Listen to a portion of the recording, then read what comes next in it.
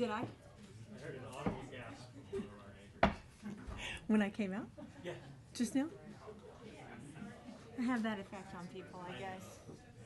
Occupational hazard. So, I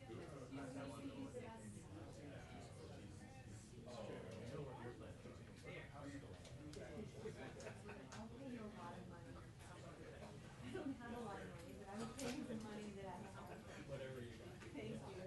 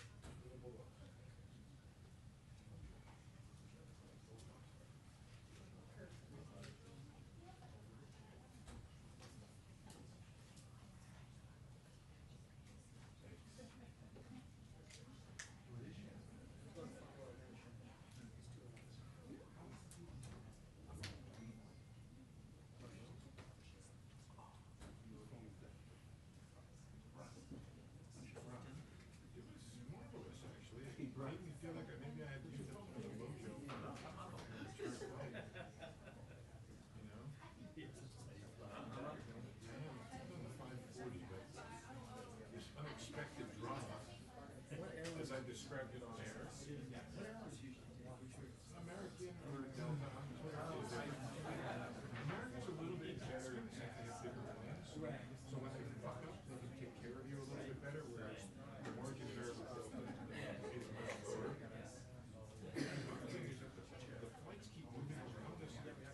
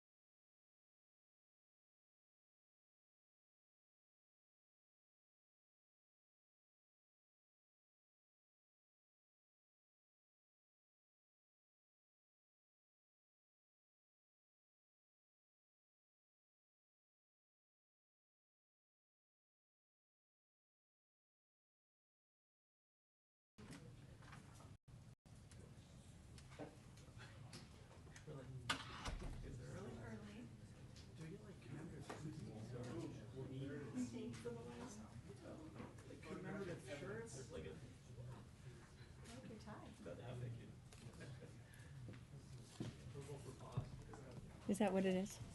For nothing, no other reason? I guess that's my guess. I guess. Whenever you purple, my guess. I like it. I like it. You too. A bunch of purple ties. Oh, well, mine was, in his honor. Sean and I both had a discussion about We did. The cool people wore green. On Wednesdays we wear green. Michelle and Steve descended from the. They just Purple posse. Soon. Okay.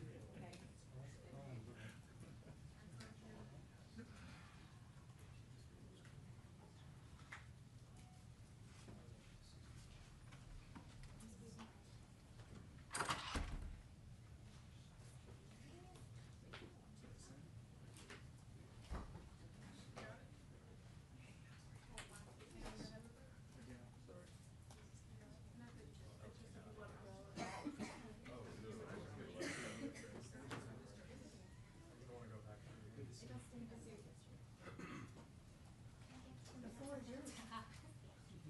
Can I heckle you?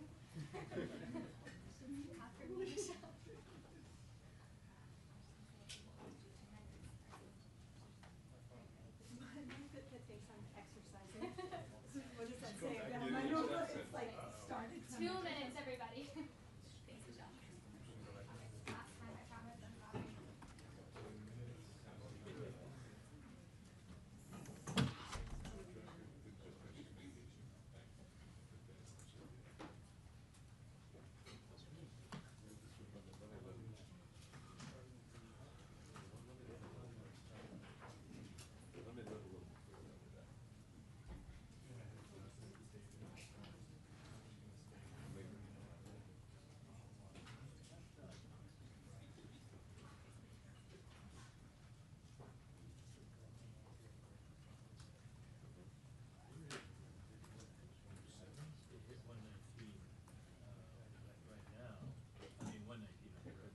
Right, right. Right now, it's 106.08, and it's 117. Wandering actual spot. It's way higher. It is, but it was 123. I've been told it's 123. I've been told they're just buying short. It's not like, So it's not so much you have to have. You don't have to have it. This shit you gotta have. right. Oh, here we go. Trump, good time to lower rates. You're kidding me. This is a good time. How does that compare to last time? Now's a good time. You know that too.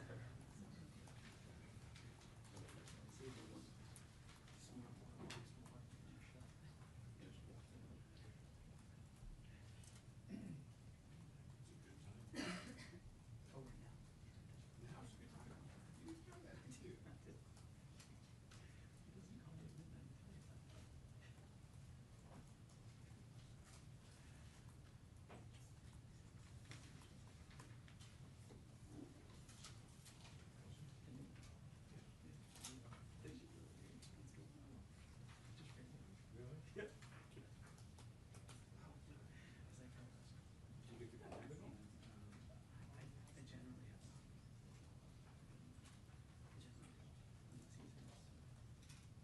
You ask him? I do.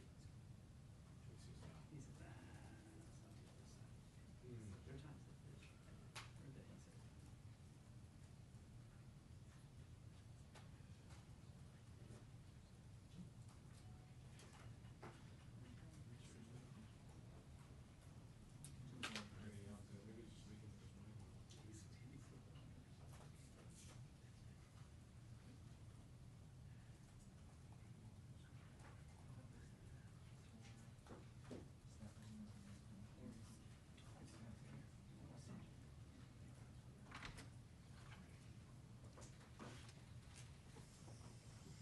He's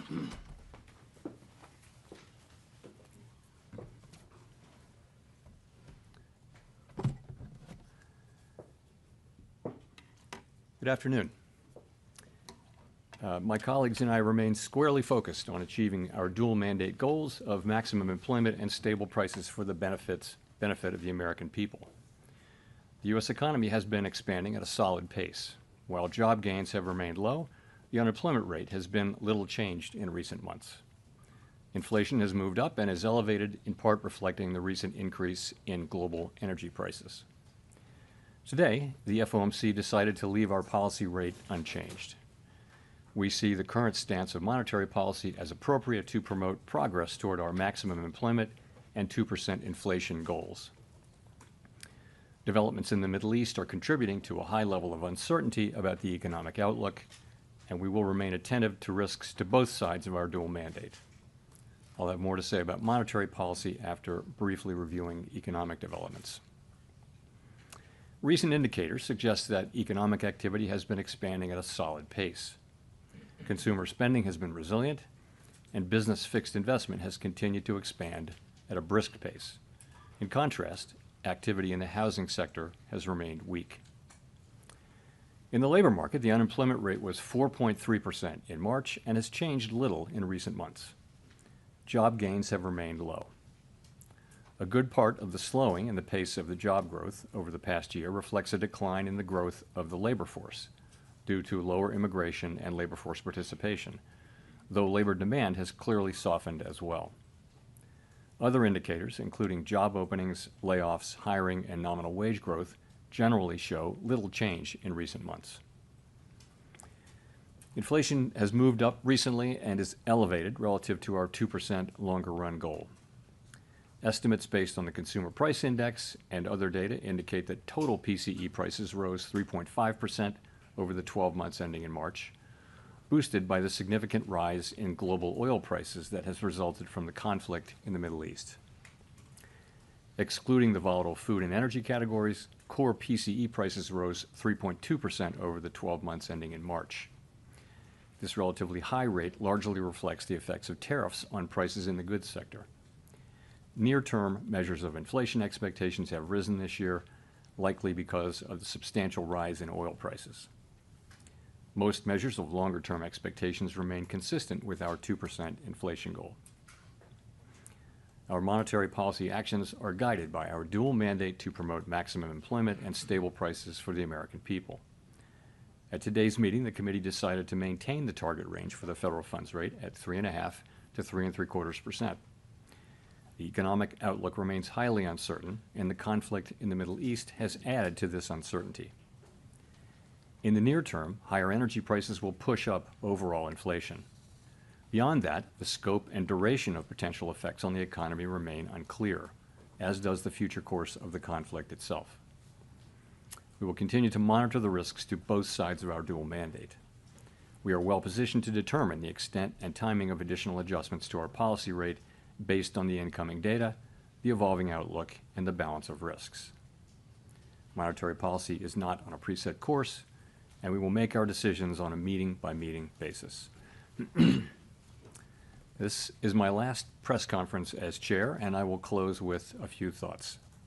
First, I want to congratulate Kevin Warsh on his advancement out of the Senate Banking Committee this morning.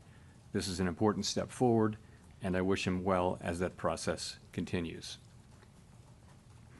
The Federal Reserve exists for one fundamental purpose: to foster the economic conditions in which American families and businesses can thrive. Stable prices, a strong job market, and a financial system they can depend on. Every decision we make, whether about interest rates or regulatory and supervisory matters or other issues, is made in service of that purpose. Our decisions reflect the collective judgment of the Board of Governors and the Federal Open Market Committee, colleagues who demonstrate analytical rigor, principled judgment, and a genuine commitment to the public interest. Our collaborative and deliberative process has long reflected a shared commitment to finding common ground in service to our mission. This institution is resilient, capable, and staffed by professionals of extraordinary talent and exceptional dedication. It has been a privilege to serve alongside so many great public servants at the Board of Governors and around the Federal Reserve System. The Fed's work is only as effective as the public's understanding of it, and you, the press, are essential to keeping the public informed about what we do and why. The people we serve benefit from your careful reporting. I welcomed the announcement last Friday by the U.S. Attorney for the District of Columbia that she had closed the criminal investigation. She also noted, however, that she would not hesitate to restart the investigation. Over the weekend, the Department of Justice provided assurances that they will not reopen the investigation unless there's a criminal referral from the Fed's Inspector General. And, absent such a referral, if they do appeal the recent court decision, they would not seek, as part of that appeal, to restart the investigation or send new subpoenas. I've said that I will not leave the board until this investigation is well and truly over with transparency and finality, and I stand by that. I'm encouraged by recent developments, and I'm watching the remaining steps in this process carefully. My decisions on these matters will continue to be guided entirely by what I believe is in the best interest of the institution and the people we serve. After my term as chair ends on May 15, I will continue to serve as a governor for a period of time to be determined. I plan to keep a low profile as a governor. There's only ever one chair of the Federal Reserve Board. When Kevin Warsh is confirmed and sworn in, he will be that chair. Once sworn in as board chair, his new colleagues will elect him to chair the FOMC as well. As I regularly point out from this podium, our success in delivering our goals matters for all Americans. I'm confident that the Fed will continue to do its work with objectivity, integrity, and a deep commitment to serve the American people. Thank you, and I look forward to your questions.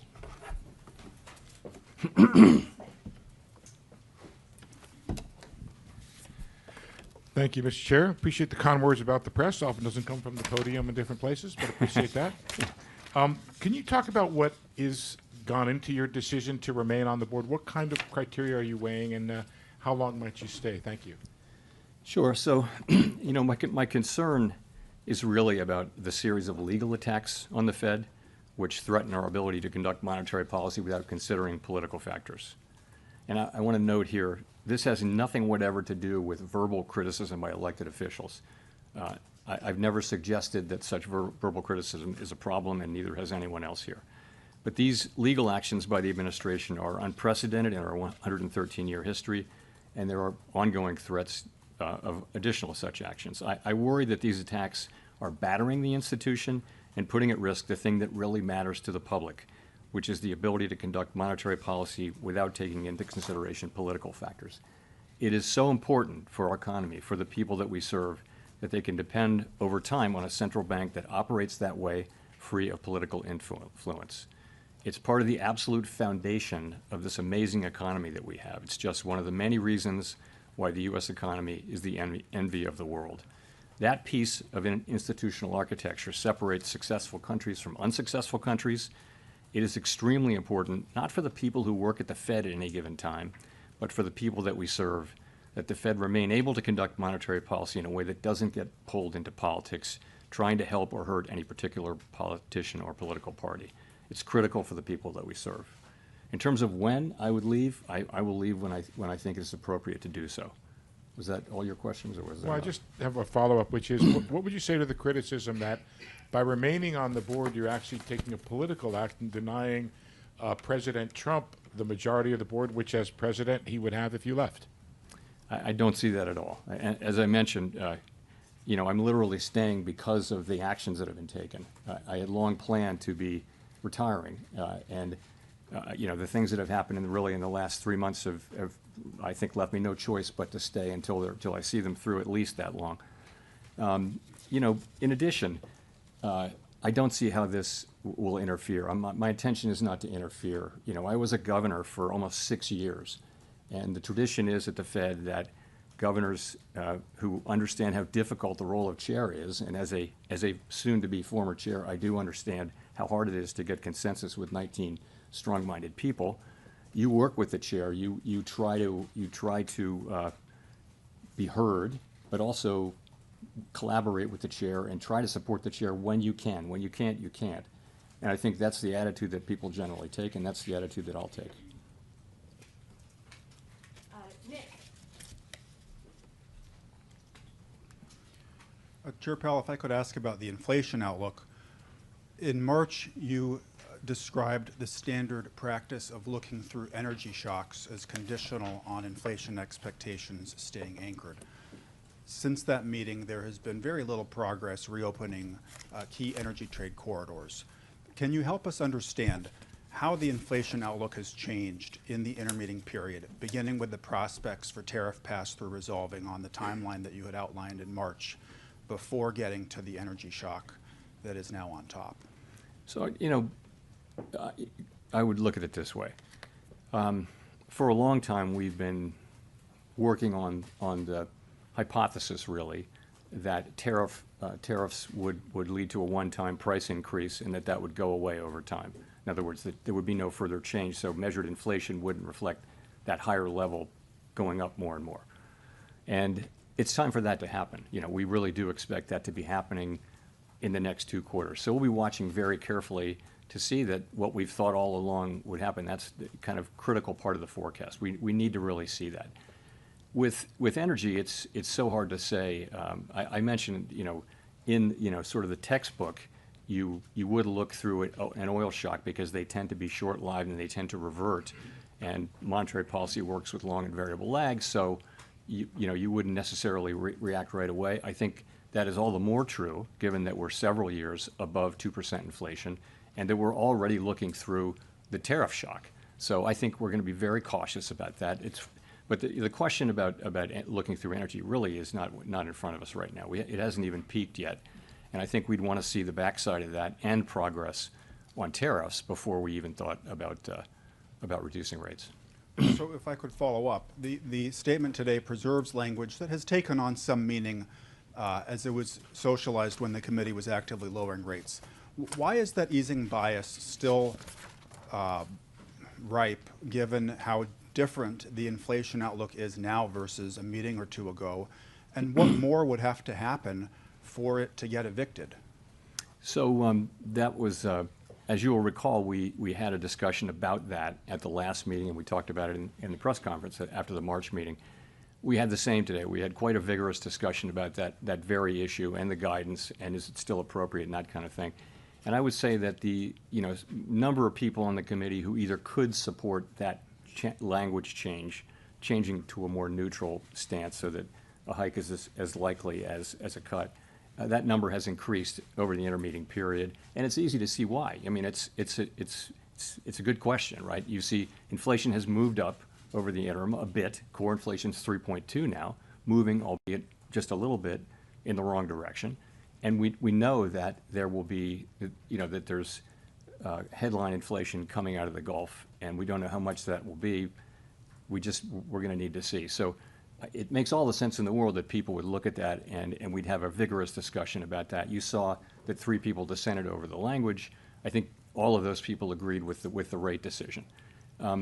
So the majority of the committee did not want to do that, and I didn't think we needed to do it at this meeting. It really was just a question of why do we need to do that now? You know, we have so much to learn. There's so much uncertainty about the path ahead. There doesn't need to be any rush to make that decision now, because, what happens in the next 30, 60 days, even by the next meeting, could really change the picture around that language. So, it's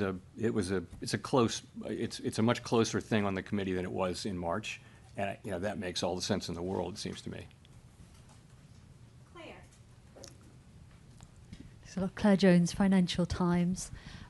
Just going back to this issue of the easing bias, we've now got oil approaching $120 a barrel when it comes to the benchmark Brent crude.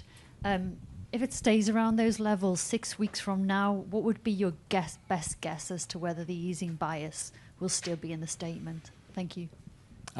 I wouldn't want to guess. Well, first of all, we're going to have new leadership in all likelihood by then, and new leadership's going to have a very important role to play in that. So I won't be standing here at this podium to answer your question. So I don't know. As I mentioned, that's all I can really say is that we had a great discussion about that today. It's gotten to be a better question in the interim period.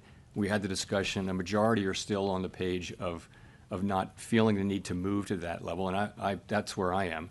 I get it, though. At a certain point, you would move, and that conceivably could come as soon as the next meeting. Thank you. Just to follow on, the new leadership also seemed rather lukewarm on press conferences and on the dot plots. What would your advice to him be on these communication tools? So I'm not going to give him any advice through you today here, but I think communications generally is. I think every incoming chair takes a look at communications, and it's a very healthy thing. I mean, communications it's very complex, and you can always be looking at new things. And if that happens, it feels like it's going to happen. That's a completely appropriate thing. Neil. Hi, Chair Powell, Neil Owen with Axios. Can you tell us if you've been in touch with incoming Chairman Warsh? To what extent is this a normal transition process versus all the things swirling around, something unusual, and what can we expect when he takes that podium in a few weeks? I haven't seen him since seeing him at a dinner in January where I congratulated him and had a nice chat with him. Haven't seen him. I don't know what a normal process is. You know, the last process was with Janet Yellen, with whom I had worked for 6 years, and so it was, we were sitting down the hall from each other, so it was a very different thing. I think this is and will be a very normal, standard kind of a transition process. So that's what I expect. I have every reason to think it will be. Quick follow-up: is the Supreme Court ruling on Governor Cook a factor in when you may leave as a governor? I wasn't thinking of it as such, but no, not really. I mean, I'm thinking more of the other things I mentioned. Chris. Hi, thanks for taking our question. I wanted to ask a question about your tenure, and Chris Rugaber at Associated Press. During your tenure as chair, you often spoke about how disadvantaged Americans benefited from extended periods of low unemployment. In the new framework the Fed adopted in 2020, some economists say elevated the Fed's employment mandate. Are you worried that the pandemic inflation spike that followed will make future Fed chairs more reluctant to pursue a hot jobs market? And should they be? I don't know the answer to that. I mean, what we experienced in the teens, the mid-teens, was really low levels of unemployment for a long period of time and no reaction from inflation. And we all very much took notice of that. We also noticed that the biggest wage gains were going to people at the bottom end of the income spectrum. And we had many reports of, it felt like a fairly stable equilibrium, and a lot of benefits were flowing to people at the bottom end of the income spectrum, including companies were, setting up in people who were confined and like training them before they got out, and it was a very healthy sort of set of societal dynamics. So of course, I think anybody would love to get back to that. I don't think that anything that happened to create the global pandemic inflation was in any way related to overweighting the employment market. I mean, it was a global shock that happened essentially very similarly all over the world. It had to do with closing, reopening, stimulus, and all that. And I mean, you could look at a graph of 10 big economies on the page and not know which was the U.S. and which was Germany, France, and things like that. So I don't think that insight was in any way responsible for the high inflation that we experienced. So, I mean, I think it's always been a balance. You've got to be strong on both of our dual mandates, and we for example, now we don't feel that the labor market is at all a source of inflation, so we don't need to be worrying about that. It's been a long time since we have had to worry about that. Well, actually, during the pandemic recovery, the labor market was super overheated and tight, and that's when we had to worry about it, but not now. And just on the other issue, do you need more assurance from the Justice Department before stepping down? Is that what you're waiting for, or what else? I'm waiting, for the investigation to be well and truly over with finality and transparency, and I'm waiting for that, and I will leave when I think it's appropriate to do so. Michael McKee. Michael McKee from Bloomberg Television and Radio. I'd like to ask you if you could explain a little more or characterize a little more the discussion about the two-sided view and interest rates, because there were some members of the Open Market Committee who've been suggesting that we may need to raise interest rates even absent the war because inflation was not coming down fast enough. Is there any sense that interest rates might have to go up, or was this just a setup to sort of warn people that you're worried about the war impacts? So nobody, the three dissenters and others who could have supported that, and others who were voters and non-voters who preferred it, they all supported the rate decision, right? So people are not saying we need to hike now. It's more a question of, don't we kind of feel that we should be neutral, and markets are markets. What are markets doing? People argue that this is consistent with markets are doing.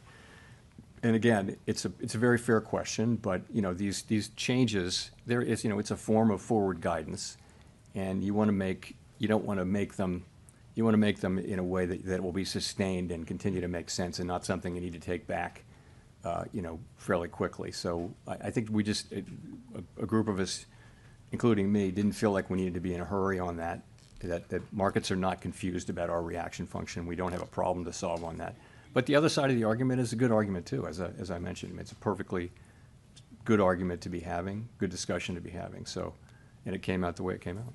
Well, you've got 3 dissents in favor of two-sided warning. You've got yourself staying on the board.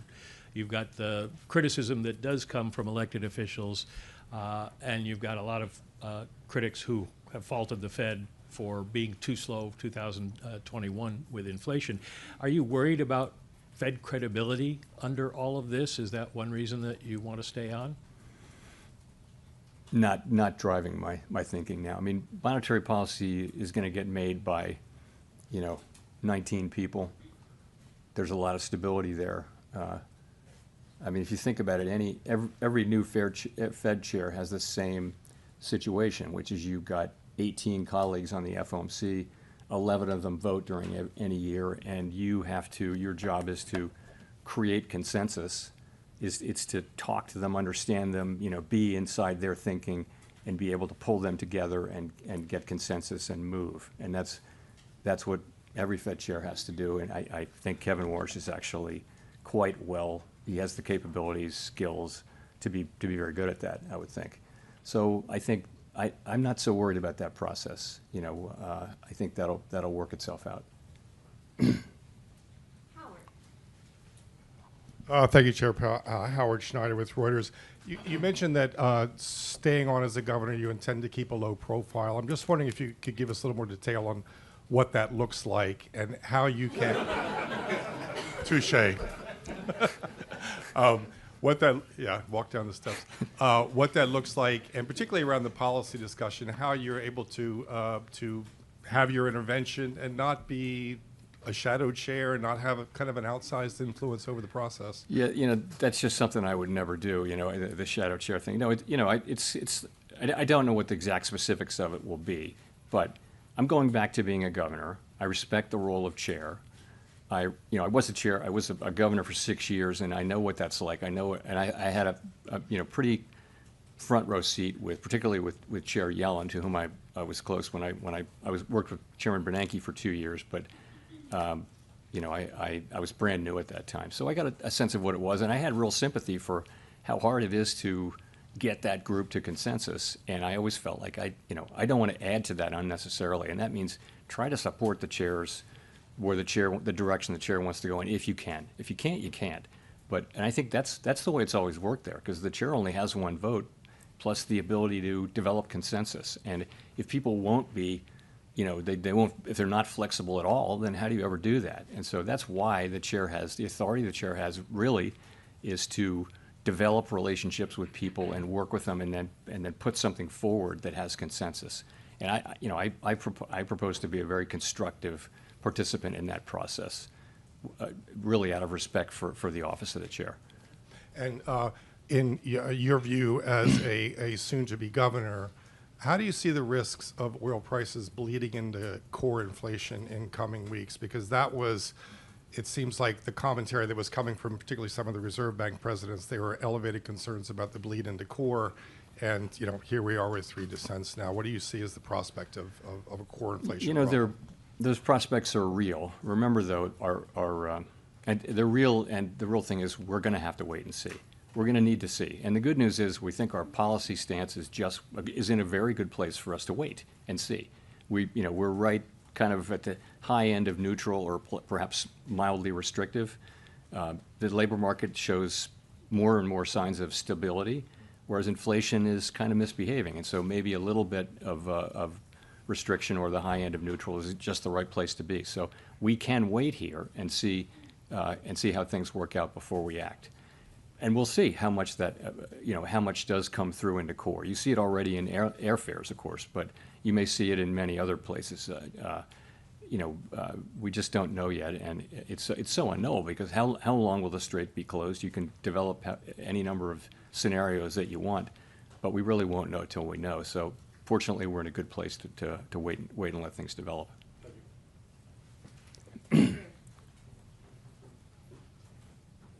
Thanks, Mr. Chairman. You started holding post-meeting press conferences for every meeting as opposed to the ones with just with SEPs. Can you talk about why you see that as a net positive? So we always said when we were doing quarterly press conferences, we always said we can move at any meeting, but we only ever moved at the quarterly SEP meetings where we had the press conference. So if you think about it, during the pandemic, we were moving like a lot at every meeting and sometimes between meetings. And doing that with our press conference, I think, would have been quite challenging. It's become the industry norm.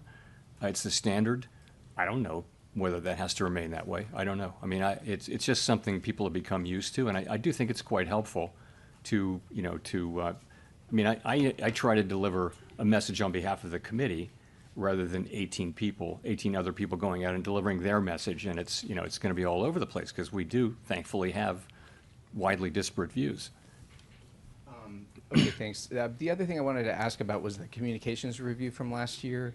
Could you describe the debate last year, what changes were considered, what you wanted, and what prevented action, any action on those changes? So I'm not going to go into the real small specifics, but what we found very quickly was that making changes, making really large changes, for example, to the dot plot or the SEP, it didn't have, we couldn't come up with anything that had really broad support on the committee.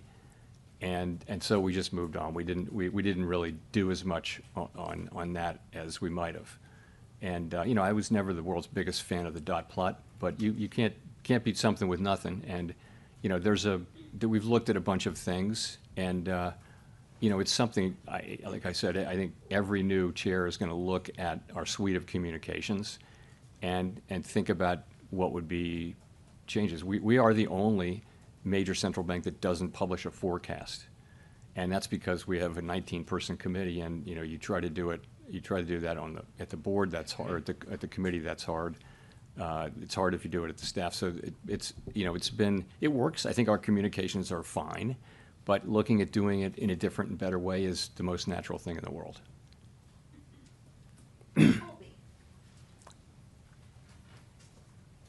Thank you. Colby Smith with the New York Times.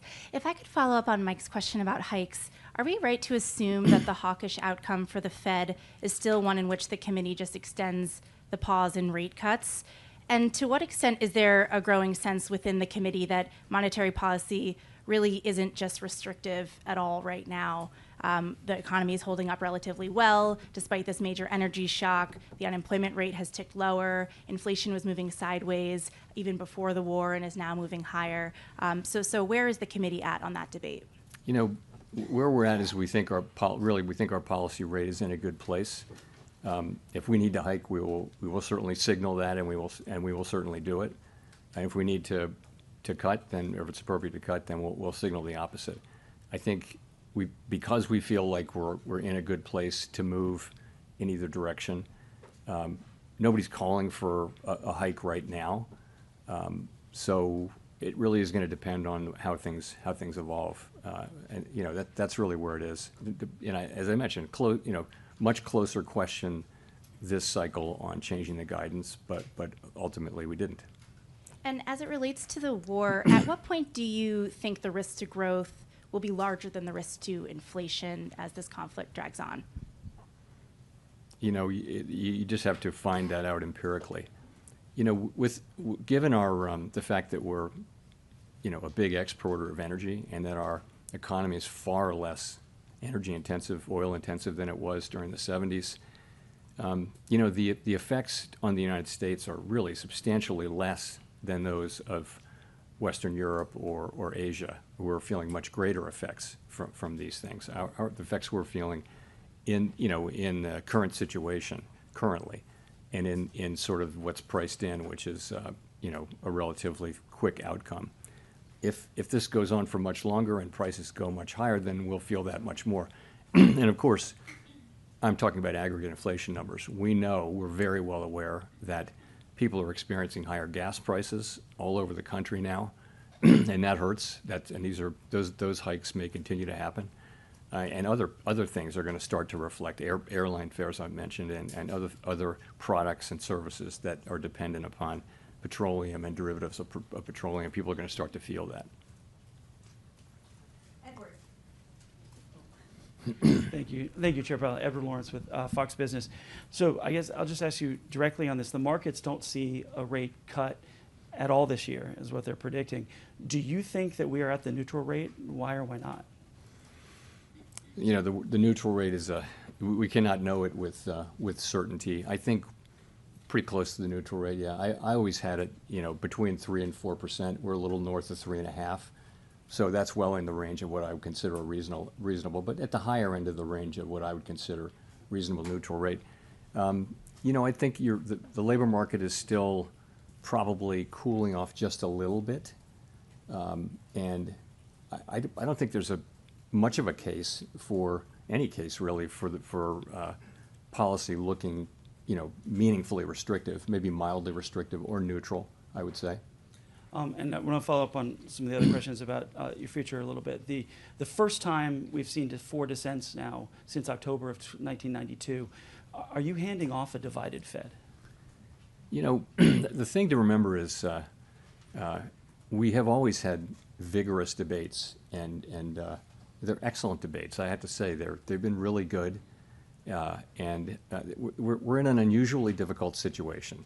So we've really had 4 supply shocks. You can say more than 4, but at a minimum, we had the pandemic, we had the invasion of Ukraine, we had tariffs, and now we have Iran and the oil, the oil spike. So every supply shock has the capability of driving inflation up and unemployment up. And what do? The central bank has a really hard time knowing what to do. So the right thing to do is to try to balance the achievement of those 2 goals, and that's what our framework calls for us to do. But these are really tough, difficult judgments. You've got to have a forecast for each variable. You've got to think how long it's going to take to get back to target. You got to think how restrictive or not is policy. So it's only natural that you have a range of views on the committee. People are going to see it different ways. They're going to have different risk tolerances and that kind of thing. I mean, if everybody agreed, that would be surprising. And I think it's partly a function of the extraordinarily challenging set of supply shocks that we've been dealing with now for 5-6 years.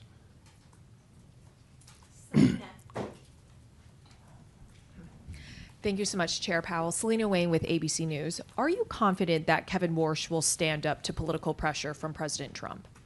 So he testified very strongly to that effect in his hearing, and I'll take him at his word.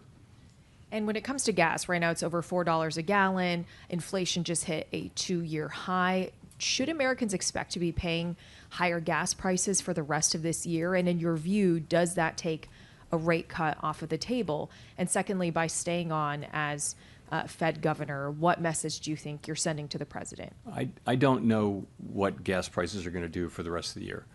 And it will depend on how long the strait remains closed and how quickly it can be reopened and that kind of thing. But remember, when gas prices go up, that's disposable income coming out of people's pockets. So they're going to spend less on other things. So there will be a hit to GDP.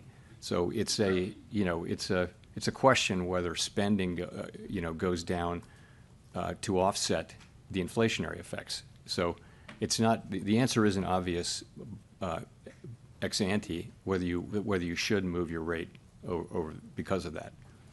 We'll have to see how it evolves. And the message it sends to President Trump by staying on? I'll stand on what I said earlier. Victoria. Hi, Victoria Guido with Politico. During your tenure, Fed independence has come under pressure in a lot of different ways. And I was just wondering, practically speaking, where do you see Fed independence as coming from? Is it the law? Is it political support from Congress? Is it the actions of the Fed? What sustains Fed independence? Well, it's to a significant extent, it is the law, and we've had to go to court to successfully so far to defend it. But the law does create a setting in which the Fed can and is directed to make monetary policy without consideration of political factors. And so part of it is the law. But it goes beyond that, though. There's a set of customs. There's a boundary line between the Fed and the administration, between the Fed and the Treasury Department. And we need to continue to respect those boundaries about what the Fed is responsible for and what the Treasury is responsible for and what the rest of the administration is responsible for. So some of it is legal. In fact, it's all legal at the end of the day, but it's more than just monetary policy. We don't want to use our tools we haven't wanted to use our tools to achieve goals that are really clearly outside our mandate. Every administration looks at our tools and thinks, that would be good to repurpose those to serve other purposes, but that's dragging us into politics and into fiscal policy. So we've resisted that. Well, and maybe another way of asking it too is, do you think that Fed independence is as strong now as when you became chair? And if so, why? Look, I think it's at risk. I mean, I think these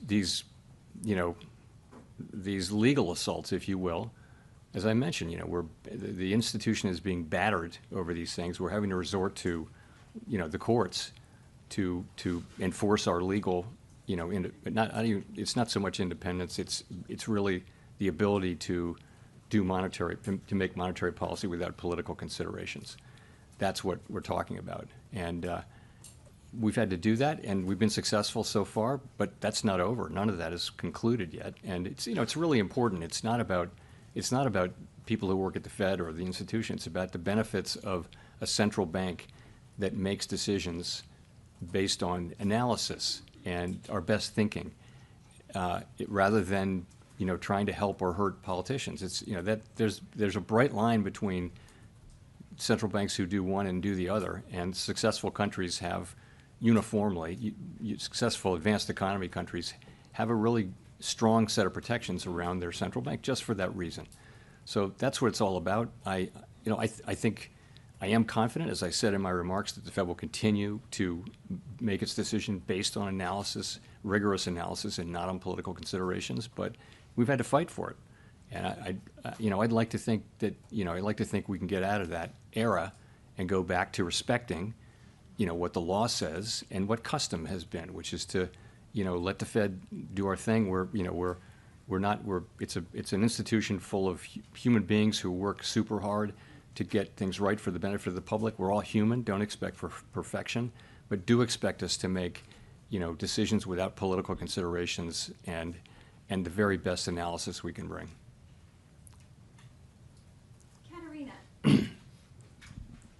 Katerina Saraiva, Bloomberg News. How would you characterize what you've heard from your colleagues on your decision to stay? Do you have their support? And then have you heard concern from your colleagues about continued legal attacks from the executive branch? Is this something that others have, talked to you about? So I think that I don't want to report on what my colleagues think. They can speak for themselves. But there are widespread concerns that these things may continue. That's all I'll say. And and that would be a problem. And so. And then I just also wanted to ask about Governor Waller's speech on the reserve banks. Do you have any thoughts on centralizing some of those functions in the way he described? And then are you concerned that something like that could potentially be a slippery slope to consolidate reserve bank functions even more in such a way where the central bank ultimately loses some of that important regional information?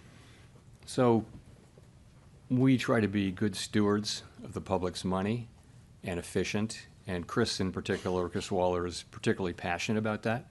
Of course, so are the presidents, and it's a question of how do you accomplish it. We of course, and Chris said this in his speech, we want 12 strong, independent central banks with their own staffs and their own monetary policy views and all that. But there are things that are done in all 12 which could well be done at one much more efficiently and with cost savings. And so there's a back and forth going on that, but everybody's on the same page. The other thing he touched on was the idea of removing Reserve Bank presidents from office over different views on monetary policy. And I would just agree with him so strongly that would be the beginning of the end of the Fed's ability to make monetary policy independently. If every administration could come in and do that, you're just another cabinet agency at that point. So that's not something that I would support. Chris said the same thing. Christine. Thanks, Chair Powell. Christine Romans, NBC News. I want to ask about legacy. When the history books are written, how do you think your stewardship at the Fed will be remembered for the past 8 years? I'm going to just say that that's for someone else to say. I'll give you a mulligan on that. All right, I'm going to ask you about misbehaving inflation then. You talked about those 4 big shocks, supply shocks over the past 5 years, and inflation still misbehaving. What's your message to American families who feel like inflation has not been under control for them really since the COVID reopening? We're committed to bring inflation back down to 2% and sustainably. That's our goal, and we'll stick at it until that happens. We keep getting these events keep happening, which keep driving up costs, and the best thing we can do is to use our tools to guide inflation back down to 2%. I think trying to get there really quickly could be very costly in terms of job loss and things like that, but we try to get there over time in a way that does the least damage possible, and our commitment to that is never ending and unshakable. How would you describe the economy outside of the misbehaving inflation? I mean, it's still awfully resilient given all of the blows. I don't know that you can be awfully resilient. So it's actually quite resilient, I would say, because it's a positive thing. If I can have that amendment, yeah, growth is really solid across our economy. Some of that is that consumer spending is hanging in pretty well. The most recent data are good. And some of it is just the apparently insatiable demand for data centers all over the United States. So a lot of business investment going into building data centers, and every reason to think that continues. So you've got an economy that's growing at 2% or better. PDFP, which is private domestic final purchases, which is really a better signal of a momentum in the economy, is actually higher than that. So that's a positive thing. If you look at the unemployment rate, it's 4.3%. So that's a low rate. That's pretty close to mainstream estimates of the natural rate. We've been there for a long time.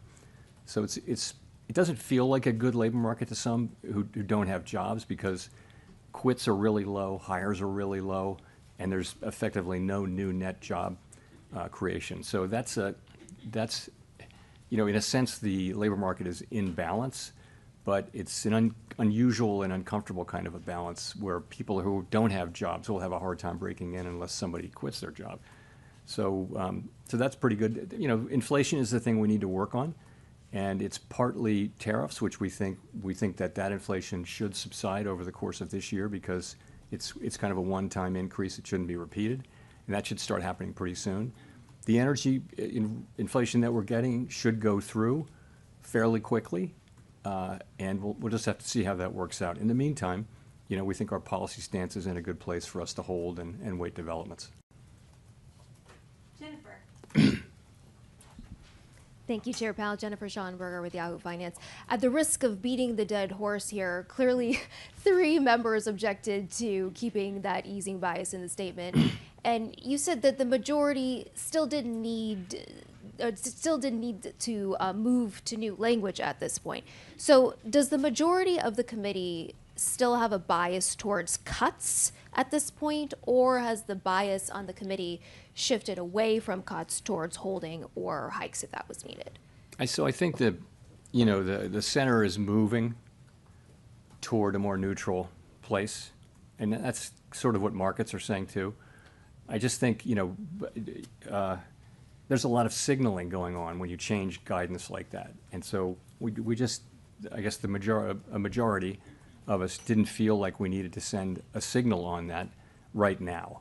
But maybe it'll come to that. And the reason is because, we're kind of waiting to see what happens with events in the Middle East and what are the implications of those events for the U.S. economy. So there's a group who feels like we don't need to be in a hurry to do that. We get it, and of course we will move to a hiking bias if we want to hike, and we'll move to a neutral bias before that. But there was a difference over whether to do it at this meeting, at a meeting at which all but one of us agreed that the rate decision was correct, which was not to move. And you just said moments ago that you believe Fed independence is at risk. Is it safe to say that you want to stay on as a governor to serve as a check and balance on that? I want to stay until I will stay until I feel it's appropriate for me to leave. And yes, that is really what is driving this. I'm not looking to be, a high profile dissident or anything like that. I'm more looking at the other aspects of this and wanting to see that things have calmed down and we're returning to a traditional model of working with the people that you have and bringing them to consensus and respecting that consensus. That's what I'm hoping to see. Matt Egan. Thanks, Chair Powell. Matt Egan with CNN. You've made many tough decisions in your time at the Fed, and as your time as chair comes to a close and you think about your tenure and perhaps your legacy, are there any decisions that stand out as ones that you're particularly proud of? And are there any that, with the benefit of hindsight, you would take a mulligan on? Yeah, it's hard. I wouldn't want to single out individual things at this point. I'll just say, we, all of us together, have consistently tried to do what we think is best for the American people based on our tools and our objectives that Congress has given us. It's been very challenging because we've been in a situation of supply shocks really for 6 years, and that's just a very different situation than for a very long time.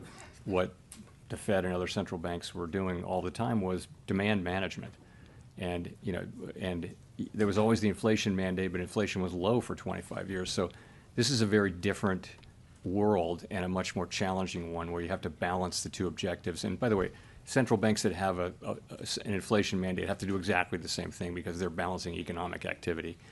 So that's been challenging, and we've tried to do our very best through these really challenging times, and I'm really proud of the work that I've done, that my colleagues and I have done during these years. Now, to follow up on some of the discussion around Fed independence, can you explain to the public why this notion of Fed independence, which might sound kind of wonky to some, is so critical? I mean, what are the consequences if either the Supreme Court rules against Lisa Cook or the Fed in the future decides to make decisions more around the political calendar instead of the economic data? So every major advanced economy in the world has made the same decision the United States has made, and that is that they want to take the making of monetary policy, the setting of interest rates to support the economy, to achieve maximum employment and price stability. They want to take that out of the direct control of elected politicians. And the reason is elected politicians are always running for election, and they'll always want low rates, and that will lead to inflation over time. So after literally centuries of experience with that, the whole world moved to the different model, and it's worked great. I mean, this is the era in which inflation was under control for 40 years. Then we had the pandemic, inflation everywhere in the world, and now we have inflation that had gone pretty much all the way back to target, really close to all the way back to target, and now is being buffeted by the energy shock, and the U.S. buffeted by the tariff shock as well. So, but what I would say to the general public is that's the backstory, is that don't think about an institution being independent. Think about it this way, that you want people to make monetary policy and set interest rates to benefit the general public and to try to achieve economic goals, which are maximum employment and price stability, and focus only on that and ignore political considerations completely. Ignore them. This isn't bipartisan. This is nonpartisan. So we want to just work directly for the American people doing these things. We don't think, oh, I want to do this because the president says it's a good idea, or because there's an election coming up and I want to speed up or slow down the economy. I mean, think about that. If that's what we were doing, we'd have no credibility. Markets would lose faith in us, and our ability to control inflation and have any respect would be gone. And let me say, whatever people say, the markets believe in that we will produce 2% inflation. If you look at longer run expectations, markets believe that there's no sense in which our credibility in the markets has weakened. It's just not the case. It's people do get it, that this is our commitment and that we will achieve it, and it's priced in. If you disagree with that, then you can go ahead and bet against the markets, but the markets are pricing in Fed credibility. Okay, we'll go to Richard for the last question. Thank you, Chair Powell. Richard Escobedo with CBS News. We talked a lot about gasoline prices and even you mentioned airline ticket prices, both of which are up dramatically because of the war in Iran. And so I wonder, are you seeing that weigh down consumer spending in other parts of the economy? And if so, how worried are you that that will be a drag on growth? You don't see it in spending yet. You really don't. I mean, as one of your colleagues said, the economy has been resilient. It really has. Not just this time, but it's been remarkably resilient for some years now. The U.S. economy has just powered through shock after shock, and consumers are still spending, and that's what the banks will tell you, credit card companies will tell you, the retail sales numbers that we got most recently. People are still spending, and how long can that go on in a world where if gas prices were to go up a bunch more, that's taking otherwise spendable money out of people's pockets. But right now, we don't actually see much slowdown yet, and certainly none from this. But you think logically you will, because people have a certain amount of money to spend. If they're spending 25% more on gas or something like that, then that's going to come out of other spending. But we don't see it yet. One last thing. You mentioned those economies in Southeast Asia that are particularly dependent on petroleum. They make a lot of the stuff that American consumers buy. So was there any discussion today about whether or not those costs getting passed along to consumers is a real concern, and whether or not that might push up inflation? So all of those things are in the models that we use to calculate inflation. So they're just parts. You can ask about anything like that, and they have a place. The staff has a place where they're looking at that and pricing in what will happen with higher prices and that kind of thing. So it's there. The effects are not that big yet. We're a huge economy. The import sector is only 10% of the economy, so we're not like a European country where 50% of the external of GDP is in the external sector. We're also, as I mentioned, we're an oil exporter, so we're not feeling the same kind of pain, and we're not likely to feel the same kind of pain that economies in Western Europe and certainly in Asia are feeling. Anyway, thank you very much, everyone. I won't see you next time.